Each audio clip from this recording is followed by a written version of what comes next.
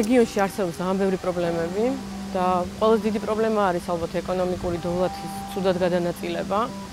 შეიძლება ვთქვათ, რომ პროცენტულად ესეა გადანაწილებული 72% ეკონომიკური დოვლათის არის თბილისზე და დანარჩენი 28%-ია მხოლოდ რეგიონებზე. რაც იმას ნიშნავს, რომ რეალურად ძალიან უჭირს მოსახლეობას რეგიონებში.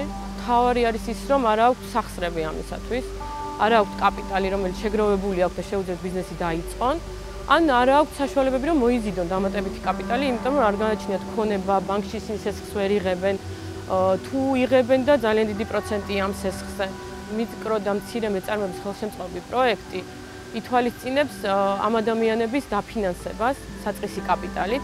ძალიან მარტივია ამ პროექტში ჩაბმა, ანუ სხვა პროექტებისგან განსხვავებით, თქვა თუ არის რაღაცა კრიტერიუმები, აქ არის მხოლოდ ორი კრიტერიუმი, უნდა იყოს ადამიანი 18 წელს ზემოთ და უნდა იყოს საქართველოს მოქალაქე. უნდა ქონდეს გამართული ბიზნეს იდეა, რომელსაც შემოიტანს ნებისმიერ საქმიანობაზე, მას შეუძლია 5000 ლარი ერთპიროვნად მან ადამიანმა აიღოს. თუ ისინი სხვასთან ერთად თქვა გააკეთებენ ამ ბიზნესს, შეუძლიათ ორი ადამიანის შემთხვევაში 10000 ლარი, სამი ადამიანის შემთხვევაში 15000 ლარი.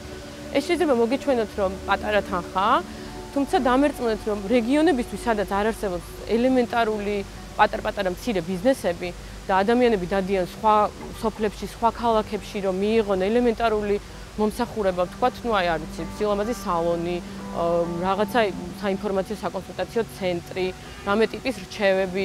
ამ ყველაფრისთვის ვთქვათ, ადამიანები გადიან სხვა სოფლად, სხვა ქალაქად. ანუ ესეთი ტიპის ბიზნესები რო არსებობდეს ყველგან, ალბათ დამერწმუნებით, რომ ძალიან კარგი იქნება.